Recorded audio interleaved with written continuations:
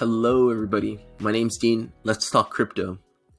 So, for those of you who aren't subscribed to the channel, this is going to be another one of my Bitcoin updates. Just real quick, because it's Sunday here in the DC area, and I'm not going to spend my time staring at the charts.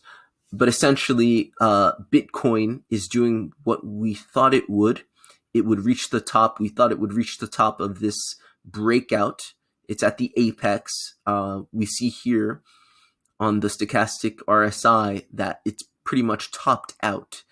And it topped out at around 35,000. A lot of technical analysts that were looking at this inverse head and shoulders, the technical target for that was 36, which is basically the top of the 55 EMA. So, thereabouts, it reached its technical target more or less, and now it's on its way back down, right? Most everybody believes that is normal, that's natural, this is what's going to happen. The big difference is some people are thinking we're going to go back to 28,000. Some people are thinking we're going to go below that, right? They think we're still in a bearish trend. We've had this multiple month bearish trend all the way from here in May, right? All the way down, down, down, down, only now breaking back up. So actually we broke back up here, but for people that sort of look at Elliot Wave analysis and look at this as a correction, that was normal, because that was sort of, if you look at ABC here as an A, and then this sort of complex correction as B, that was basically the B wave.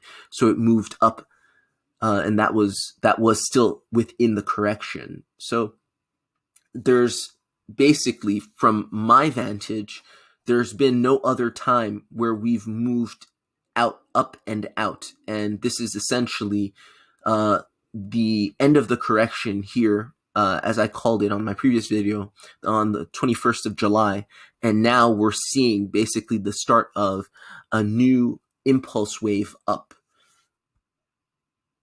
So again, I counted this. Very few other YouTubers, very few other technical analysts are saying that Bitcoin completed a five wave impulse in the first half of the bull run. A lot of people, credible people, really skilled people, are saying that we're in wave 4. And I'm not going to go into why I don't believe that this is wave 4.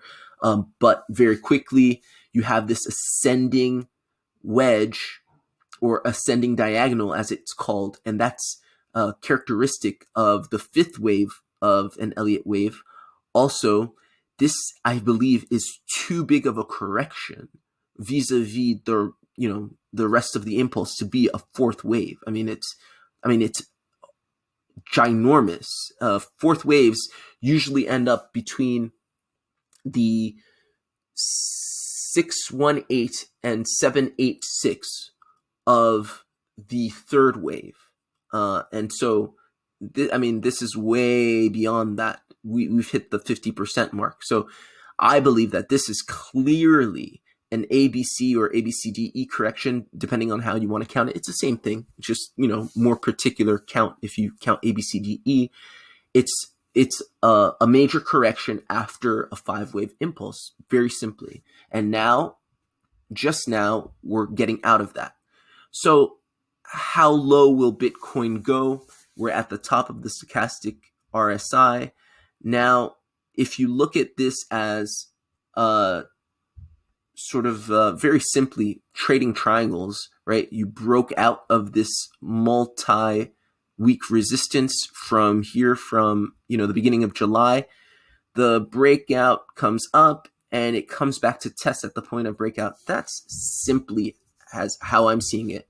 We had 5 days up, and I believe we're going to get approximately 5 days down in a similar pattern, basically coming down, finding support on the EMAs, going back up, testing the resistance, right? So in a bearish trend or a downward trend, your RS flip becomes SR. So previous support becomes resistance.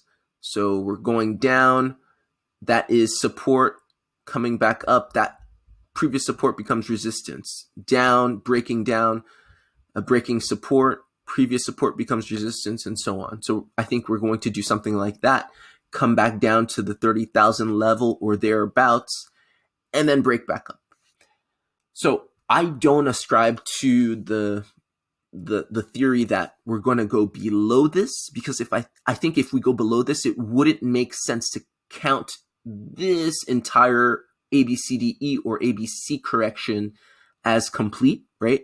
Because if we're going below this level, it's not complete. That's one of the main reasons I believe that 30,000 was the low right here and right now. We wicked down below here, but that's something else, you know, that was pretty much for I don't know, to liquidate some shorts, or sorry, some longs. But I really don't see how it would make any sense to go below 30,000. And the second reason is I believe that this is simply just breaking out of the wedge, the multi-week resistance, that is the C leg of this ABC correction, breaking out of it, finding some resistance on the top, on the top of this kind of pattern, and then coming back down, retesting that level of the breakout. And the other reason I don't think that some people are, you know, everybody's excited, everybody's kind of hopeful and optimistic, and some people are saying, oh, we're just going to simply, you know, retest the 21 EMA or something, you know, make a retest up here. Why don't I think that that is believable or accurate or likely? It's because if we're really saying that this is a part 2 of a bull run, if we do such a shallow retest, price action stipulates that you have to come back and fill in this imbalance at some point in time. I understand that we have an entire bear market cycle to fill in all kinds of imbalances. And if you don't know what I'm talking about when I'm saying imbalance, just, you know, watch the videos. Sometimes I explain it more thoroughly, but just in short, when price action moves, you have to give the opportunity for both buyers and sellers to act. So if you see a big green or big red candle, or multiple green candles and multiple red candles and nothing sort of next to them of, you know, so basically only buyers, no sellers, only sellers, no buyers, you need to balance it out. So price action, much like anything in nature, is balanced. So sooner or later, you will balance it out. That's why whatever comes up, goes up, must come down, because there's a balance there. So I believe that this will be balanced out with some sell pressure, and that will enable us to have a healthy matriculation upwards for a second bull run. If we don't come back to balance this out, there's no way you can have such a, you know, a rise up into the 6 figures. I mean, look what happened here. Just really quick example. Look what happened here in January. And we shot up basically to 64K, 65K. Look at all this imbalance. You could, I mean, if you know anything about, you know, charting, price action, you know that we're going to definitely come down. Attends mon cœur, j'arrive. You know that we're definitely going to come down and fill this out. That was my son. So obviously that's what happened. And this was predictable if you knew that, okay, look at all this imbalance that was created, right? And, you know, we do have bear markets for that, but basically this says that there's just so high that you can go without coming back down to fill that in. And that's one of the reasons that, you know, we were basically stymied at the 6,500 level.